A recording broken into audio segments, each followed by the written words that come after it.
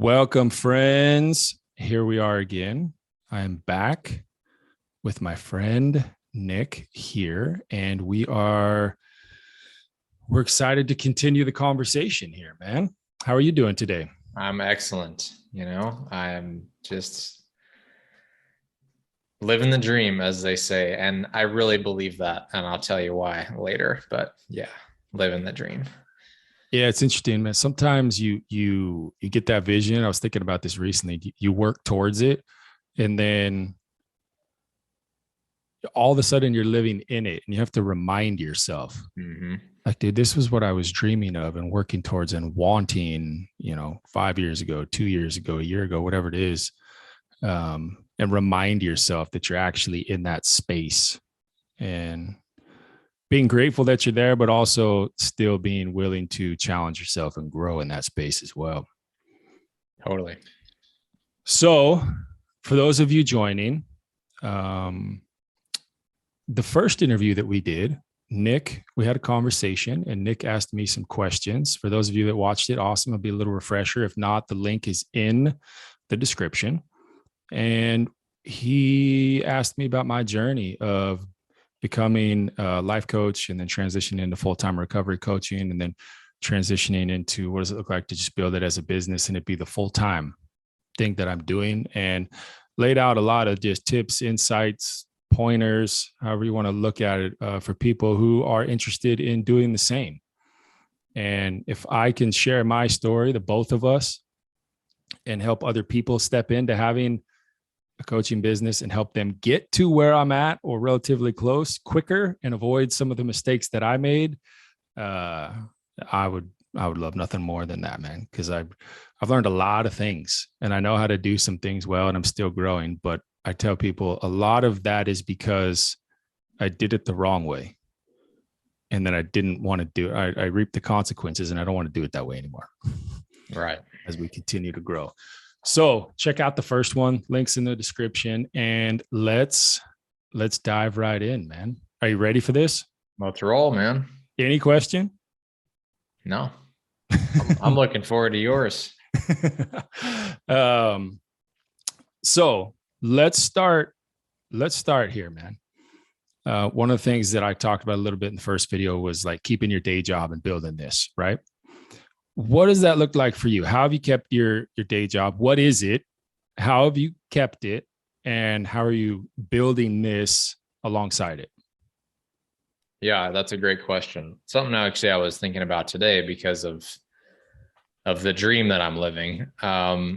So I have a day job, quote unquote day job, that I've had for 4 years now, and it's in the real estate business. It's commercial real estate management.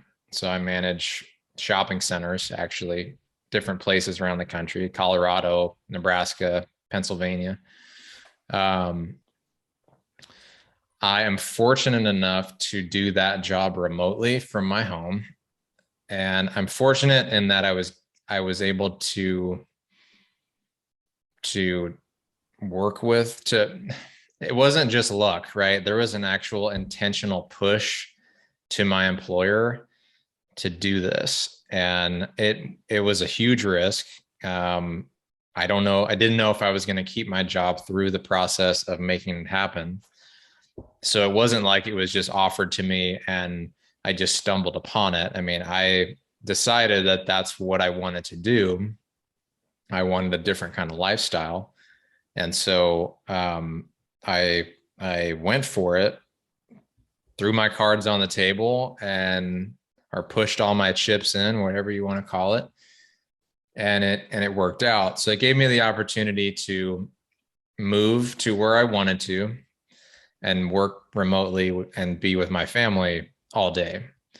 That's been 2 years ago. And what has transpired since then is it's given me so much more space mentally to focus on my passion, which is helping people, becoming a coach, a better coach, a professional coach, a full-time coach, and a consultant. for sober living homes, long-term sober living homes is what I also have started doing in the last 6 months. So that's kind of what I do in a nutshell. But is your question like how I'm managing both at this point, So or where do you yes, want to go from and here? what were some of the mindsets when you sort of decided you wanted to dive into coaching more and build something out for that long term? What were some of the mindsets? Well, I'll say this because one of the things that I encounter is people want to do this and they start and then they realize like, oh, you mean I don't just like put a post on social media, say I'm a coach, and then like I get 5 clients. Clients don't find me. They understand like I have to be a business owner before I'm a coach, or I'm Right. never going to have a client. You might be Right. a good coach even, but you're never going to have anyone to coach. Right. So that being said, it takes some time to build that, right? And you're keeping your day job while you're building this. So kind of share some insights on what your perspective and approach is as to why you keep the job you have now and the vision you have and what you're building towards and the transition into it. Does that make sense? Yeah. Yeah. I mean, I've wanted to work for myself for a long time. I've wanted to start businesses. I've tried starting businesses. I've, had other ventures that have been, maybe a few days of certain things, or things that I've tried for months, even into years, that I just never could quite get my hands around or lift up off the ground. But I've always had that drive to like do something better, do something more custom to me. I think I've always been in search of this like ideal lifestyle that just, isn't about getting up every day and being on somebody else's watch and doing whatever it is they want me to do. I get bored with that really easily. Yeah, you and me both.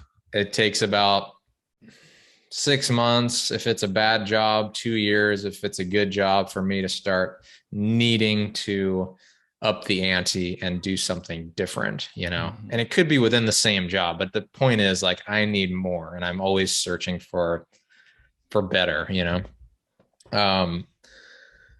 And so I had this fork in the road where it's basically like, do I push to have more in my current job? At that point I was making 75, 80 grand a year, working, not that many hours respectively, and good benefits and just lots of pros. Right.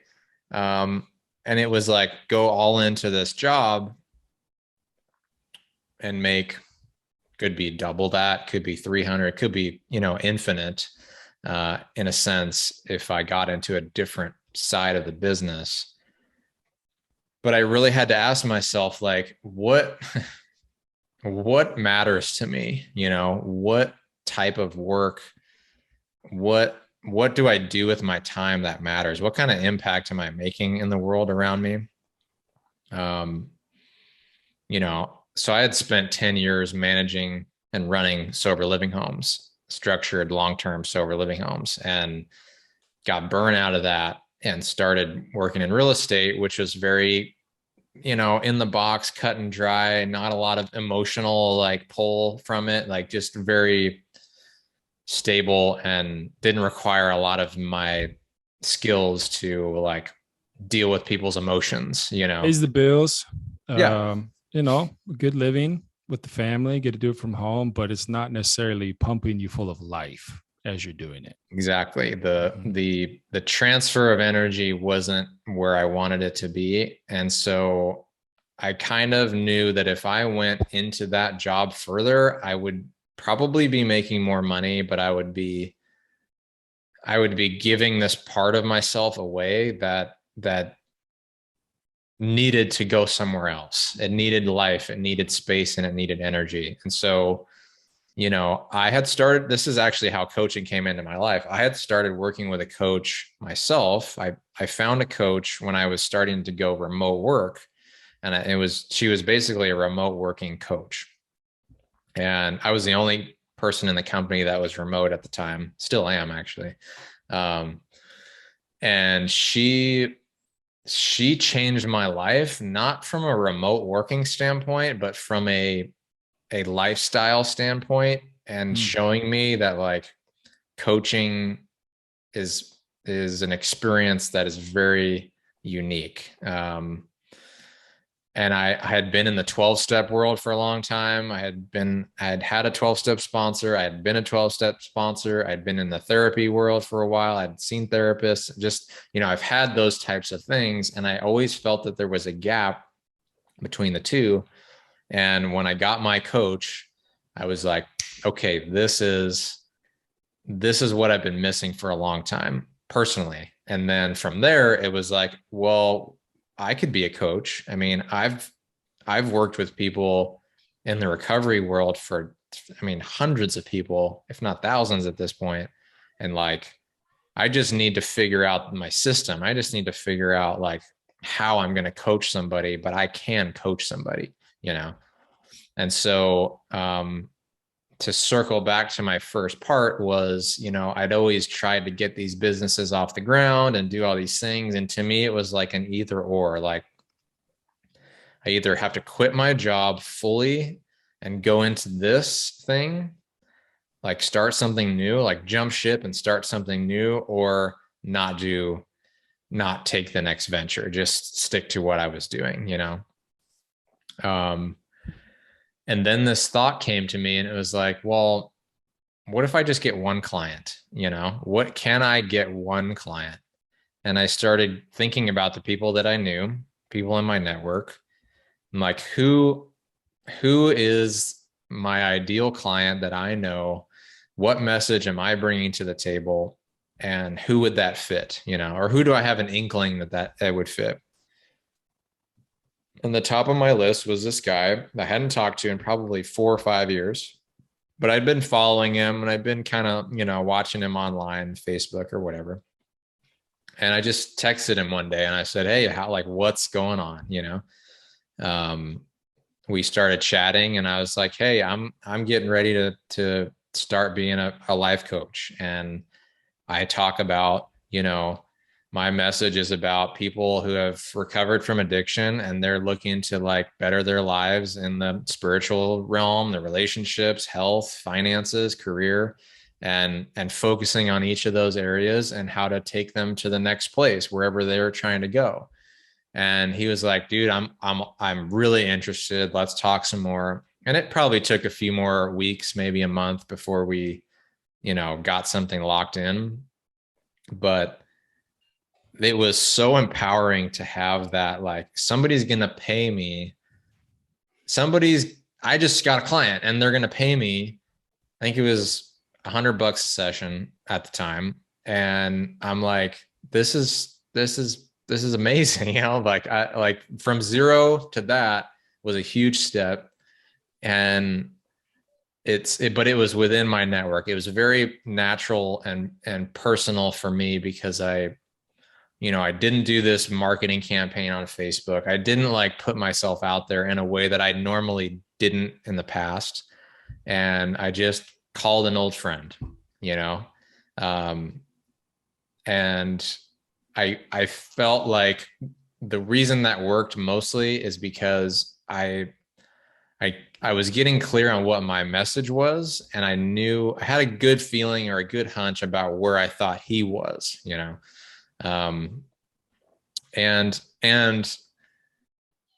I made the call, I shot the text out, I put it out there, and it was a kind of like, hey, this is what I'm doing. If you're interested, let me know. If not, cool. Let's stay in touch. Let's, keep it going. And it was just very natural for me.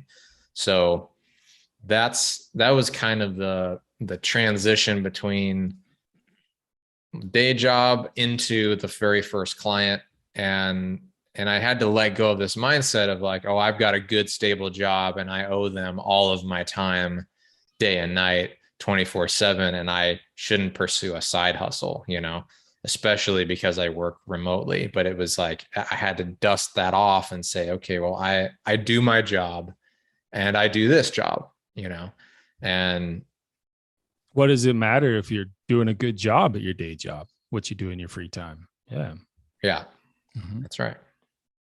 So I love the simplicity of how you laid that out, because I think some people they bring complications into it, not understanding like, yeah, it's very simple. It's not always easy, simply because usually what we got to do is push past the fear, out of our comfort zone, and take ownership of like, I have a business. I have a coaching business. I am a professional coach, but you don't even have a client yet. Right. You have to have a certain mentality about how you're going about that. But the truth is that it's simple. You got to take ownership of it, and it is simple. And there's a few different questions coming to mind, and we might kind of bounce around here, but like, let me ask you this. How would you answer, and maybe I'll chime in as well. So somebody says, well, what's the difference between a coach and a sponsor? And why should I pay you when I can just get a sponsor? Like, who are you to charge for this? Like, well, first of all, that last part I added in, you're not going to get that very often. In our mind, we might think we do, but you really, my experience has been very, very little of getting that. I haven't had anybody say anything like that to me in a really long time, but you might. But what would you say to how would you respond to that? What's the difference between a coach and a sponsor, and why should I pay you when I can just get a sponsor? Mm-hmm. Yeah, people think that. I mean, I've had conversations with people where I have, but I don't want to throw it out there like it's people say it all the time, because that hasn't been my experience either. Yeah. So like I said, I mean, I've had a 12-step sponsor. I've had several over the 14 years I've been in recovery, and I've been a 12-step sponsor through that time also. I would consider myself a good sponsor. People told me that I was. I've had really great sponsors. But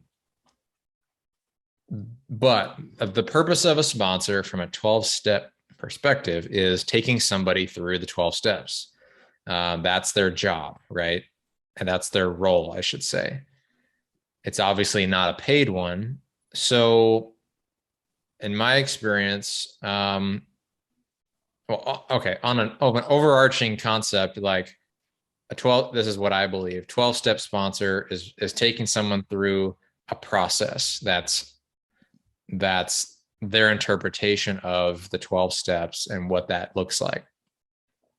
A coach, in my experience, is taking somebody through possibly a process, but more so it's catered to what the client sees or dreams or thinks, or what they're empowering the client to follow their path, right? Instead of, as a sponsor, empowering or helping and supporting somebody to follow somebody else's path that is laid out already, or a process. On the other side of that too is like, sponsors aren't always available. They're giving of their time. It's not necessarily I've known very few professional sponsors that actually invest in how they sponsor people, how they reach people, what kind of language they use. Meaning, like, a typical 12-step sponsor doesn't invest in becoming a better sponsor, right? They're not developing their skills as a sponsor. Correct. They're not. I was like, you can go in AA and say, hey, I'm a professional sponsor, pay me. I was like, dude, does that exist? No. Someday, maybe. I think it would be helpful. I really would, because my point being, like, people tend to just default and rest on their laurels when it comes to being a volunteer. You're helping somebody else. You know what I mean? Like, so that process is wonderful. It's beautiful, especially for people who are needing that, especially people in early recovery. Like, there's so many benefits to that. And I think that having a coach and a sponsor is like a great combination, because you've got somebody You got Go get a somebody sponsor. I'm who's, not your sponsor. Mhm. yeah, you get somebody who's like helping you get into this process of the 12 steps, and hopefully that works for you or whatever.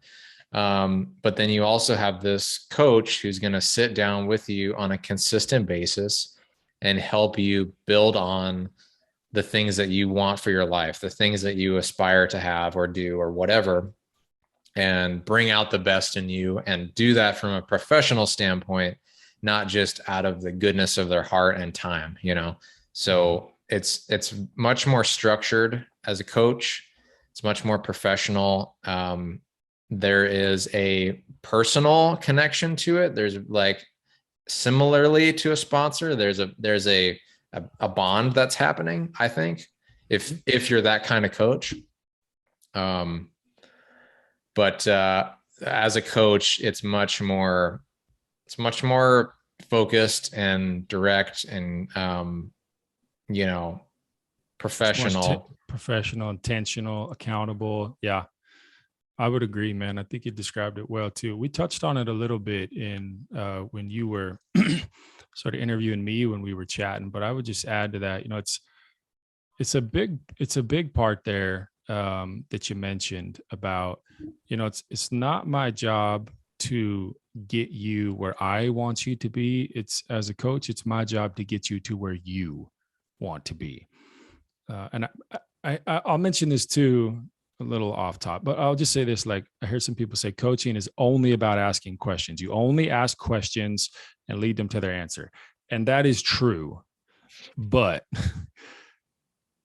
people want advice; they want insights. The problem with that comes in is when people think they're relying upon the coach for like the coach That's is a their god. consultant. Yeah. Yeah, like the coach's job is to, through asking questions and in the right spaces, giving advice, guiding you to where you want to be. Yeah. Helping you walk into the person you see yourself being and keeping you accountable in the midst of doing that. There's some sponsors out there. There's a couple of people coming to mind that were good sponsors, right? But at the same time, my experience has been that sponsors can be hit or miss. They don't always have the time. And that's not always a negative thing. It's just they got a life too. They got a family and a job and sponsees and different things. With a coach, there's a set aside time, documentation, accountability. It is much more intentional and patterned for your growth as to where you want to go. And a good coach should be professional.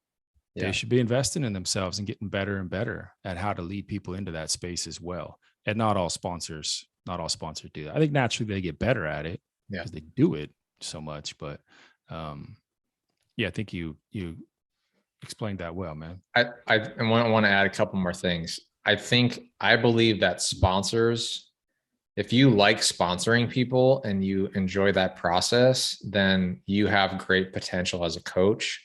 Absolutely. I think that that's part of why we're doing this here is to offer up sort of a platform for people that, like, you know, myself included, and a lot of people that I know have to go work a job somewhere to pay the bills. They're in construction, they're, you know, in an advertising agency, or they're, you know, doing whatever it is that they're doing, right?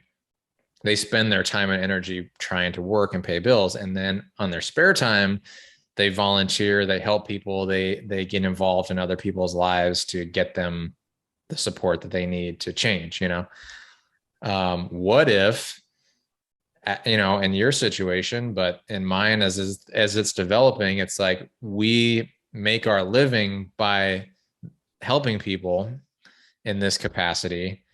We don't have this other thing that we're giving time and energy and attention to that's not making that kind of impact. And then it becomes a funnel for all that intention and that energy. And it's like, okay, I'm here with you as a coach and not distracted or pulled away by some other job, you know? And that's a huge difference between a sponsor and a coach also, especially a full-time coach like yourself. I'm still splitting and playing both sides of the street.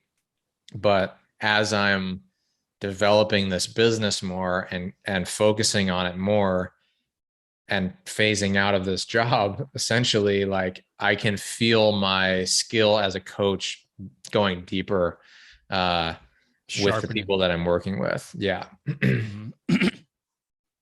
That's well said. So kind of leads right into the next one. So you've touched on this already in elaborating and answering questions, but what's your why? What's going to keep you doing this down the road? What's your why? Okay, so let's just set aside the obvious. Okay, you got to provide for your family. All right. Apart from the business part of it, which anyone can scale this thing and do well, because there's people out there that want good coaches. They're out there. There's plenty of them out there. What's the driving? What's the why behind it? What's the driving factor for you to want to do this with the majority of your time? It's a good question. I think about it a lot, and I think it has multiple answers. So I'll try to cover them clearly, but quickly. You prefaced your answer so eloquently, dude. I'm an eloquent man. What can I say? I'm good with my tongue. Yes, you are. Let's hear it, dude. So I'm a person in long-term recovery. I've been in that world for 14 years. Over the course of that time, through managing the sober living homes, working as a sponsor, as a coach, like all the stuff that I do, I've seen people go through their from day one of sobriety all the way to 10, 11, 12 years, all the people that have been there as long as I have in my view. About 3 years ago, 4 years ago, people that I had known this whole time, people that were friends of mine that had gotten clean, they started dying. They started relapsing and dying. And, I wasn't necessarily around them at the time, but from my perspective, it's like the person is there one day and then bam, all of a sudden they're gone. And I kept getting this feeling and this calling to me that said, like, this doesn't have to be that way. This relapse, this is what I believe. Relapse is 100% preventable. Absolutely. Especially when somebody gets through their first 6 months of recovery, maybe it's a year, but like, after that point, people aren't necessarily physically dependent on their drug or the alcohol or whatever it is. And they're back to being kind of a blank slate, if you will, or they're at this place where they have an opportunity to change without that monkey on their back and just the alcohol and all that, and drugs in the picture. So these guys that I knew that were dying, girls too, I just kept feeling like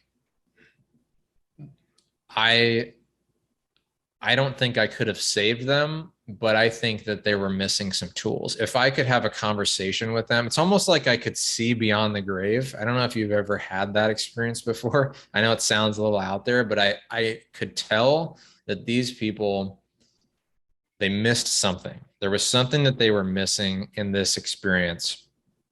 And as somebody who's been able to see from 0 days to 13 years and through all these people, different walks of life, I've been able to sort of compile this idea of what works and what doesn't work and what people are needing and what they don't need, and just the successes and the failures and all that kind of stuff. I see what people do, And so I just started feeling this calling to stop wasting my time. That's not a good phrase, but I was wasting my potential as someone who carried a message. There was a message that was living inside of me that needed to come out. And I was being selfish with it and holding it because I was insecure about it. I wasn't taking time to explore it. I wasn't, letting Didn't think it was grow. that important and people wouldn't listen. Yeah. Yeah. Mm-hmm. So, my my why is, and here's the other side. What also happened when I was 7 years sober, like I hit this wall that was just, I mean, I remember exactly where I was, what I was doing, and I just flooded tears about there has to be more to life than this, like I didn't go through addiction, come out the other side and work my way up to this point to do what I'm doing now. Like at the time I was working a landscaping job, I think, and just, it was good, but I was paying the bills. And, there was so many parts of my life though that were just average and just kind of stable and fine. But I knew there had to be more. I knew that there was more there for me. And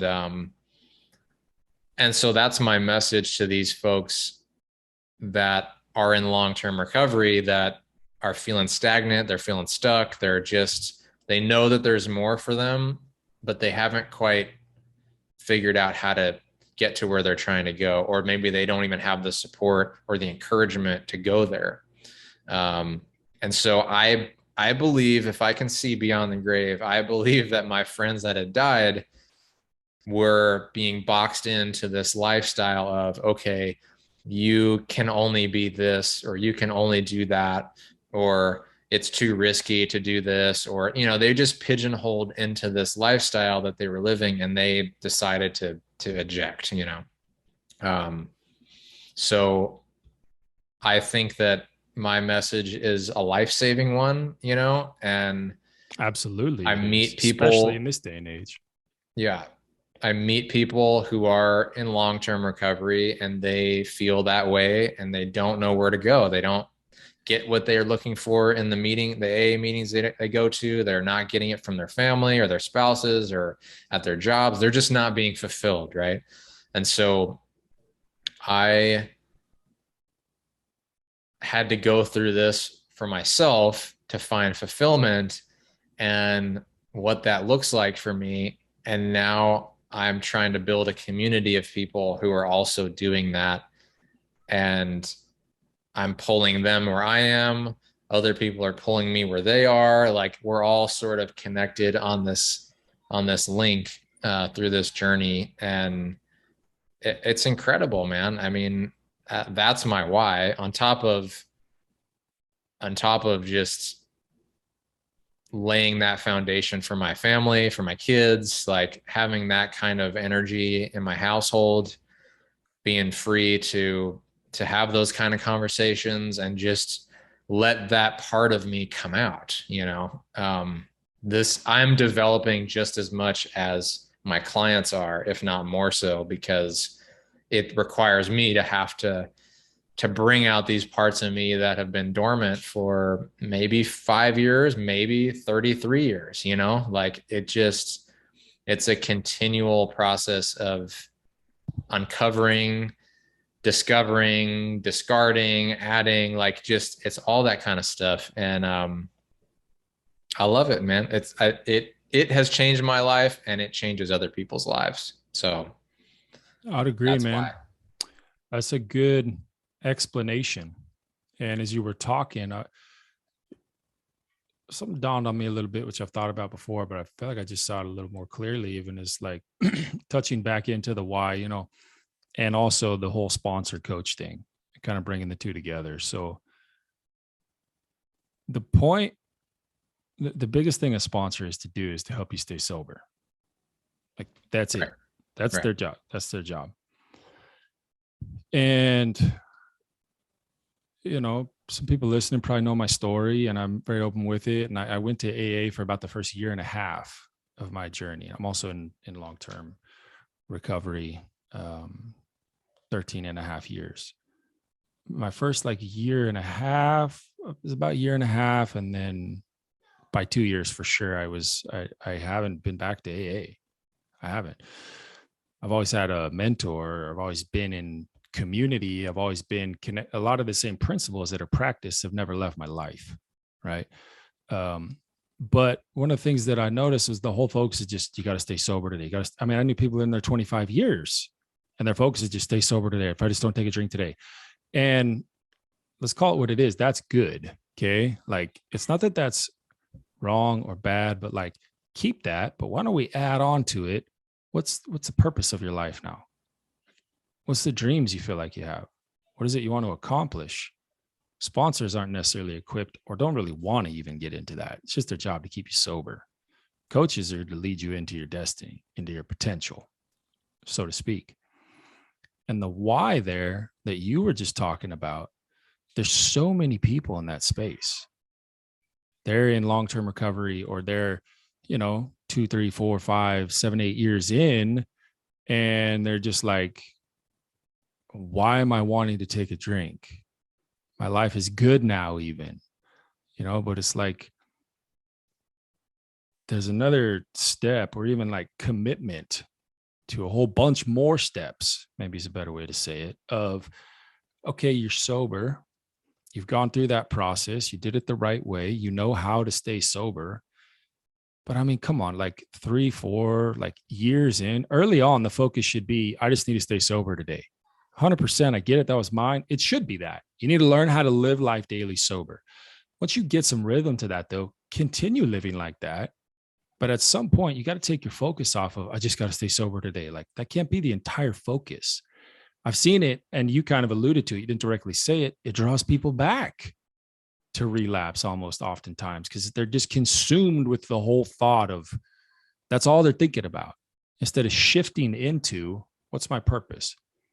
What's the business I want to start? What's the book I want to write? What's the album I want to make with my music? What's the thing? What is it I want to do with my life? And we get, and you get to that space. And as you're describing, your why is to meet people at that space and help walk them into it. Is a good part of what you're describing. And so many people get to that point, and they haven't heard someone speak the language of, well, what's your purpose now? What is it you're trying to accomplish? All right. You got the sobriety thing down, and you know how to live that on a day-to-day basis. Now, what's the purpose? Where do you want to go from here? There's so many people in that space. It's unbelievable. Tons of them, man.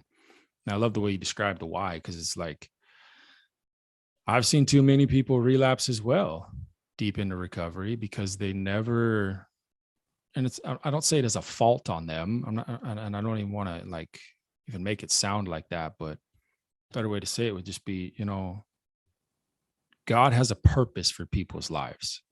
It's not, the purpose in your life isn't to stay sober today. Yes. Like, you have to address that, or people freak out. Like, of course, yes. But there's a step past it of, what's your calling? What does it you feel like you want to do in life? So I love the way you're describing it, dude, because it's the truth, man. How do we bring people to life? I like to describe it like this, that people are in addiction. Their life is just, it's nuts. It's chaotic. It's crazy. It's straight chaos. Yeah. And the goal is getting sober and then finding some kind of stability. From stability comes maintenance, right? You're maintaining that lifestyle. Mm-hmm. Great goal. If that's great. I mean, if that's working, that's great. And some people are okay with that maintenance lifestyle forever, 50 years, whatever it is, right? Great. I was not okay with that. And bored me to death. My circle of friends who are very much, misfits and outcasts, and they're just different people, right? They get sick of living that maintenance lifestyle. But the language, there wasn't, I have not been able to find in the recovery world, in the 13, 14 years that I've been in it, I haven't been able to find somebody talking about how to have both, how to have the sobriety, the maintenance part of it, and beyond. Like, where do we go from here? Like, what is our purpose? You said it. Like, what's our why? Like, you're asking me what's my why? Like, nobody's asking that in the recovery space. That at least I've been searching for it, dude. I've been looking for it actively for years and years and years and years. And even before I knew I was looking for it, I was looking for it. And I would get tastes of it from different meetings, like different places around the country. I mean, I've been to meetings all over the place, and you would find a group of people who are like, they're inspired. They're like, yeah, they're like, you just, everything is rah, rah, rah. But that lasts an hour and then you're done, like it fizzles out. There's no pathway through there. So again, I can't say it enough, and I'll shout it to the to the world as often as I can. But like, coaching from a recovery standpoint is a game changer, and that's why I do what I do, because I don't want to live that maintenance lifestyle, and I know without a shadow of a doubt that there's so many people out there that don't want to live that either, and they know that they can be more, and they just need support. They just need encouragement. They need a path of their own to follow. They need some clarity. They need some tools, maybe, and it's, in my experience, it's like literally just a couple steps in a different direction, and you've already started a new course. So uh, it's a game changer. I love it. It is, man. And I feel like this conversation turned into more of a podcast. Then we're covering a lot of really good stuff. And I like it. Let me ask you a couple of questions that are more pointed. Okay.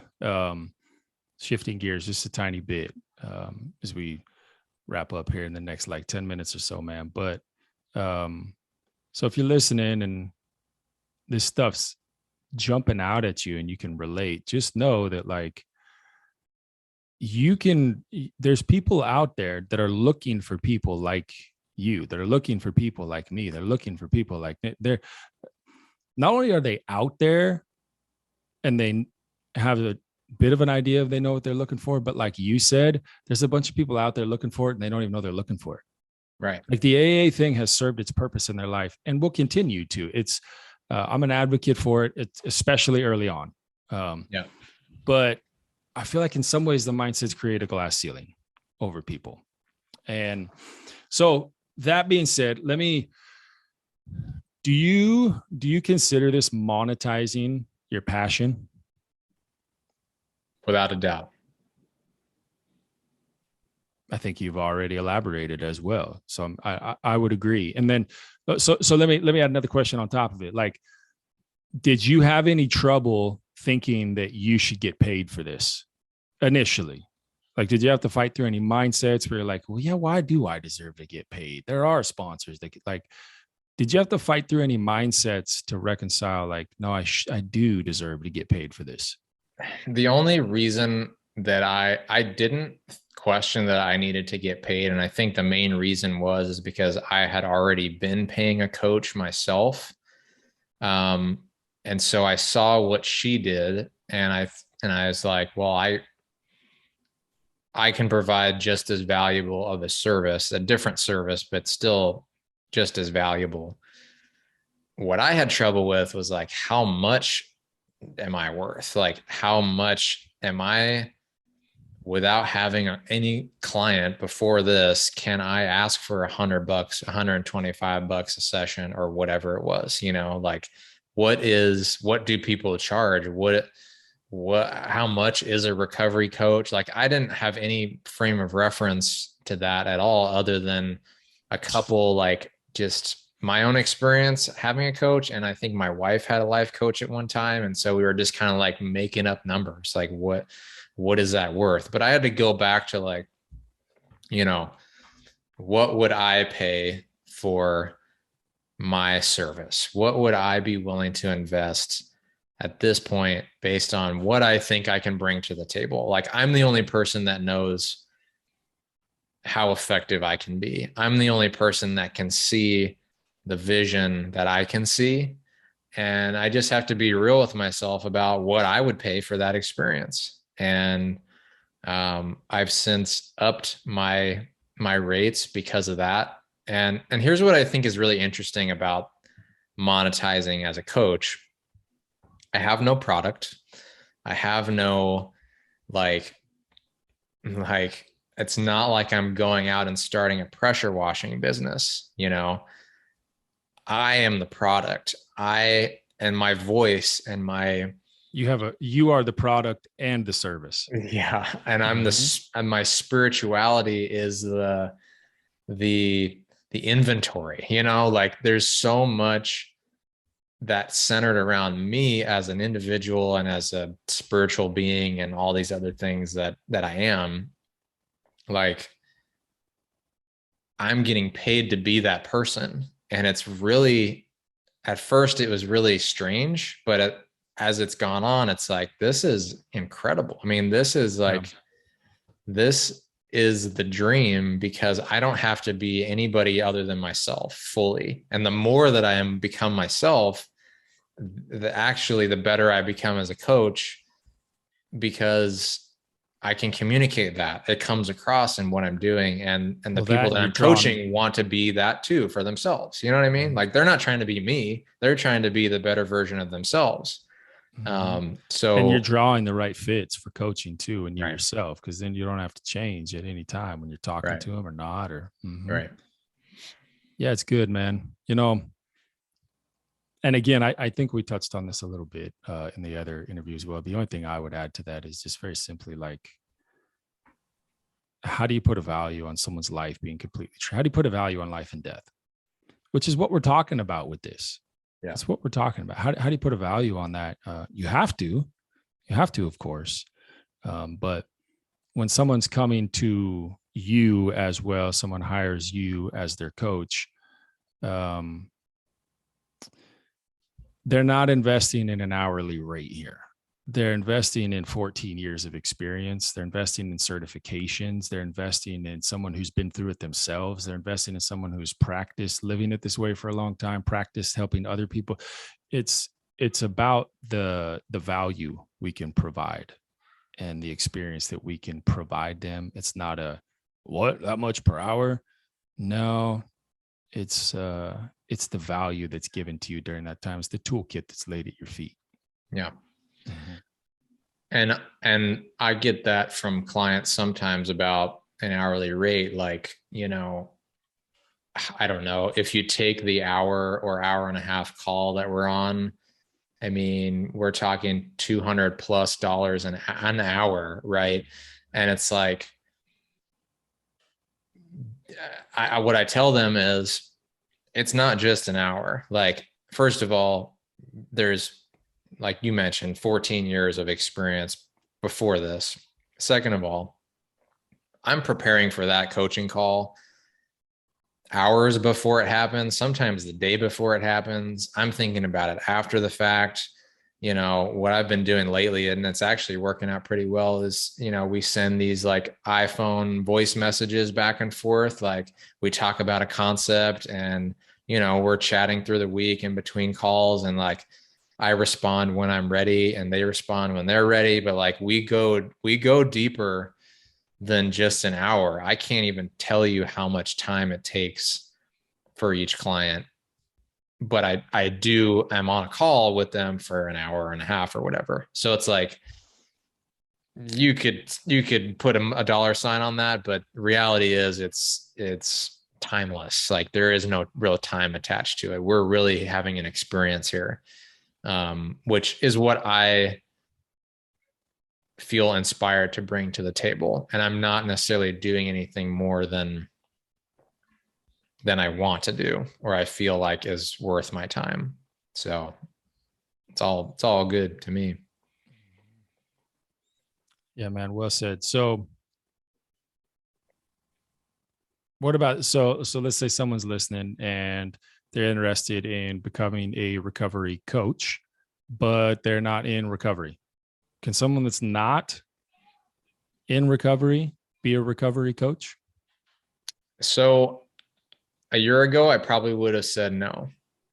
But 6 months ago, I started a consulting gig with a lady who's running she started a sober living home here near me. She's not in recovery. And even when I started working with her, I questioned, whether that was possible. And having been around it and seen the results of that program and what she's been able to pull together, I'm amazed. And I really think that like the answer is yes. But I think that person has to have this level of insight and empathy, and just they have to get into that other person's shoes as much as possible. Like you can't just have a process, I think, and like, okay, this is what you're going to do and this is how you're going to do it, and just pull someone through a thing. Like they have to meet somebody where they are. So I think the answer is yes. Whether that works for both parties, I mean, who knows? But I definitely think it's doable. I think that there's a lot of opportunity for like not just people in recovery, but like their families and people working with people's families who are in recovery. And like there's kind of the community aspect to that as well. That just doesn't have to do with the addict themselves. So I think that somebody who's had a relative in addiction could be a recovery coach or vice versa. And, I mean, it's people helping people. It's just a matter of, who's your client, I think. What message do you have?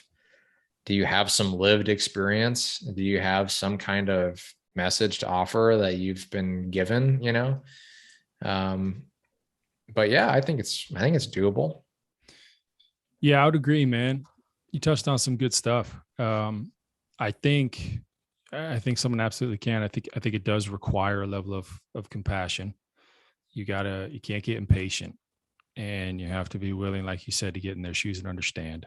Um, I think it could being aware that it could present some challenges, because you can't always say I can relate or I've been through something similar. You can't always respond with that, which people who have been through it can. But absolutely, I would say absolutely somebody could, that hasn't. They might have to fine tune their skill set a bit more, get a bit more understanding, and be willing to always, be learning more about addiction. But yeah, no, someone definitely could, dude. Well, man, as we're wrapping up here, a couple of things. Do you got a good joke you want to tell, dude? Do you know any jokes? No, I don't tell jokes. I don't tell jokes either. I don't even know why I asked. I thought maybe I'd pull one out of you. Actually, I do know a really good one, but it's a long. I won't tell it, dude. I won't tell it. It takes a minute to tell. But no, we won't do that. But let me ask this as we wrap up. What else, man? If there's anything else you just wanted to add in to the conversation we had, encourage some people, like what else would you want to throw out there, dude? Yeah, I want to add this as far as like getting off the ground as a part-time coach, as a side hustle. I don't have a website. I've been coaching folks for the last year plus or so. And am I doing it full time? No. Do I have a full-time coaching business? No. But I don't have a website. I don't have a business card.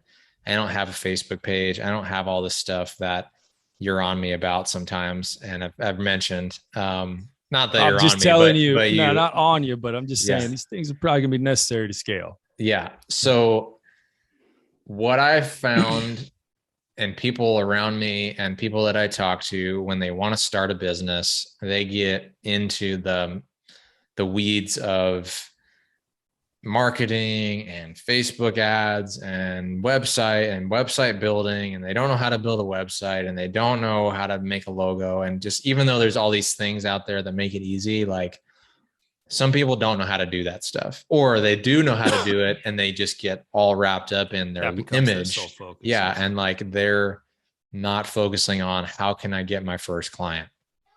Um, Maybe that's their path, whatever. But I've tried that in the past, that method, and I end up burning out because I never get any, it never monetizes itself. I'm not searching for a client and I put all this effort and time and money into building a website or doing whatever. And like, I need to go out and sell,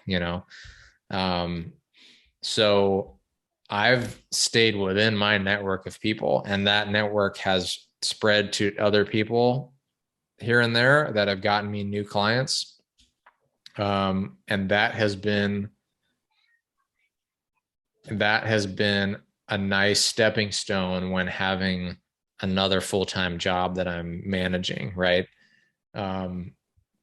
It also has empowered me to kind of keep this thing going because I'm getting paid. I'm having clients. Like, it continues to grow, and I can add to the fuel to the fire.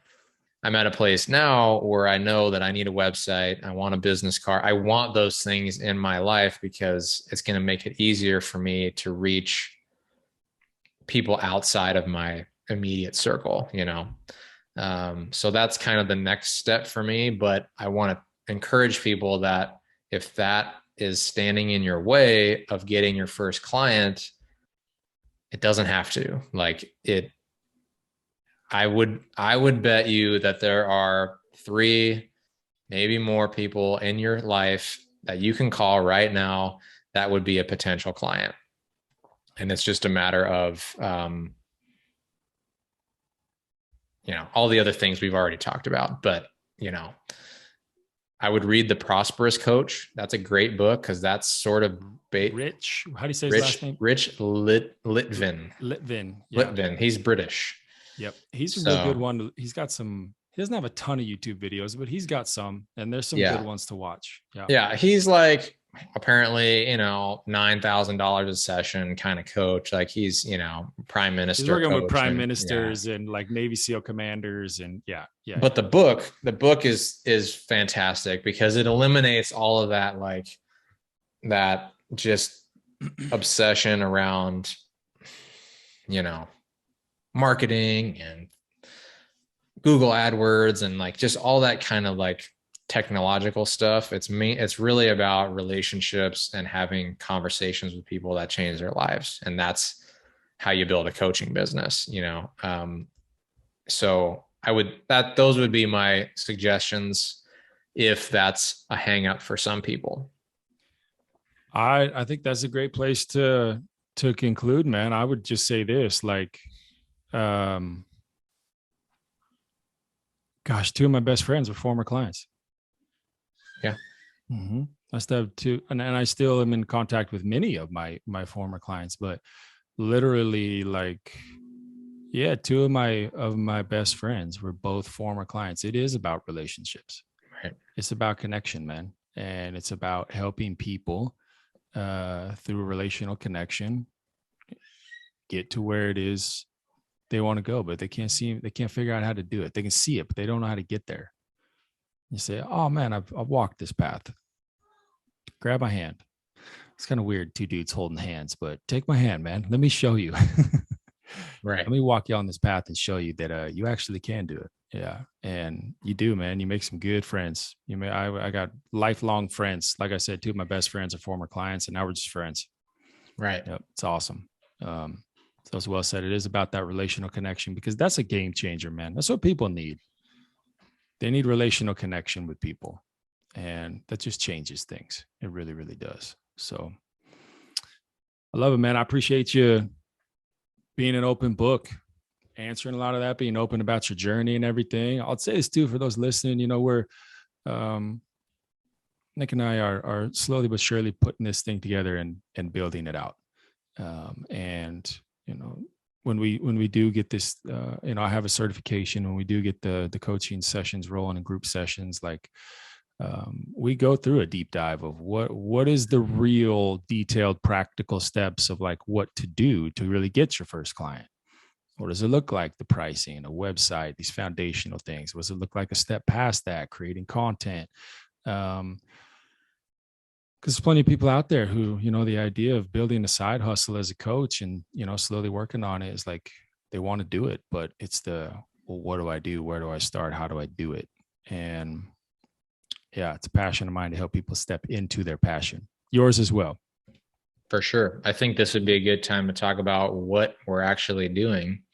And Yeah, please. We in mentioned it in case, the first one a little bit, but yeah, in please, case yeah. they didn't see that. Mm-hmm.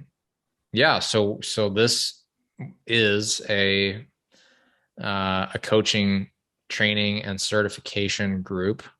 It includes a course and a certification that you've made, and then ongoing live calls with you and I that have to do with getting your first client, starting this business, question and answers, feedback, like all the things that, Branding, yeah, coaching, market, all of it. Yeah, man. yeah. And we dive into what each person's up to and how to get them to their goal, which is maybe their first client or their first 5 clients or whatever it is that is.